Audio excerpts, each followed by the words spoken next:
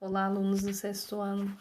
Hoje nós vamos fazer a semana 1 do PET complementar, né, do primeiro bimestre de matemática. Hoje, na primeira questão, ela tá falando assim, ó, Maria formou o número 30 inteiros e 2 décimos, né, 30,2, onde 30 é a parte inteira e 2 é a parte decimal.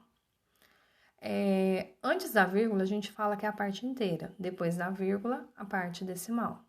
A vírgula é o indicativo de onde está a ordem das unidades. Então, antes da vírgula, a gente tem unidade, dezena, centena, unidade de milhar, dezena de milhar e assim por diante. Depois da vírgula, a gente tem décimos, centésimos, milésimos e assim por diante, tá? É por isso que o zero à direita da vírgula, depois do último algarismo, não altera o número. Então, o zero à direita, depois da vírgula, não vai alterar o número, né? Depois do último algarismo.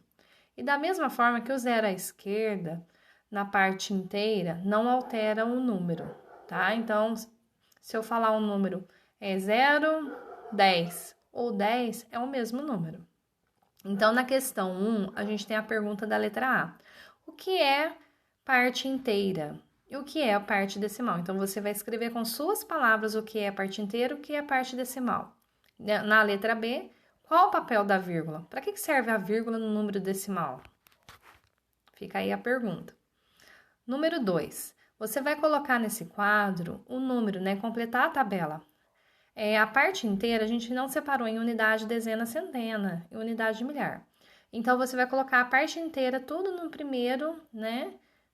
No primeiro quadrinho, né? Na primeira coluna. Depois, na segunda coluna e na terceira e na quarta, você vai colocar se tiver décimo, centésimo ou milésimo. Se for uma casa depois da vírgula, vai ser décimo. Se for duas casas depois da vírgula, vai ser centésimo, 3 casas, milésimo. Então, o primeiro número, ó, 30, você vai colocar na parte inteira. O 2, você vai colocar o quê? No décimo, porque é 30 inteiros e 2 décimos. Aqui embaixo tem um exemplo do que eu já falei ali no começo, ó. Se você escrever um número 3 inteiros e 2 centésimos, é exatamente igual a 3 inteiros e 2 centésimos. Tá vendo que tem um zero à direita? Ele não faz diferença no número. Da mesma forma que se você escrever 32 inteiros 54 centésimos ou 32 inteiros 54 centésimos, colocou um zero à esquerda do 32, também não faz diferença, tá? Então, esses dois números são iguais.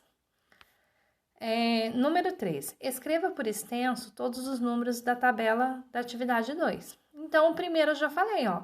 Você vai escrever 30 inteiros e 2 décimos. Então, vai escrever por extenso todos esses números, esses quatro números.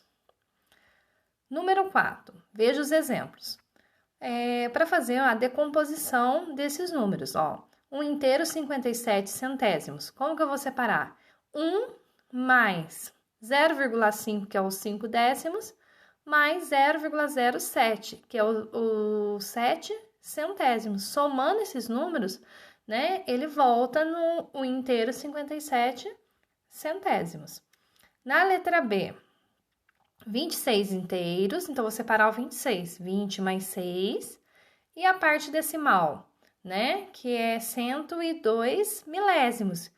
Então, é 0,1, que é 1 décimo, mais 0,002, que é 2 centésimos. Então, é dessa maneira, né? Só seguir o modelo, vocês vão fazer a letra A, B, C e D. Na última questão, é para colocar em ordem crescente. Ordem crescente nada mais é do que colocar do menor para o maior. Para facilitar, como o primeiro número, ó, 3 inteiros e 84 centésimos, tem duas casas depois da vírgula, o 5 décimos, coloca um zero também à direita para poder facilitar na hora de saber ver qual que é o maior, qual que é o menor. Então, sempre você vai olhar primeiro a parte inteira para poder comparar. Se as partes inteiras forem iguais, você vai comparar o décimo, depois o centésimo, depois o milésimo. Então, é só colocar na ordem e acrescenta o zero, né? Nos números que tem só décimos para poder comparar. Aí vai ficar simples, tá bom? Então, esse é o exercício dessa semana. Até mais!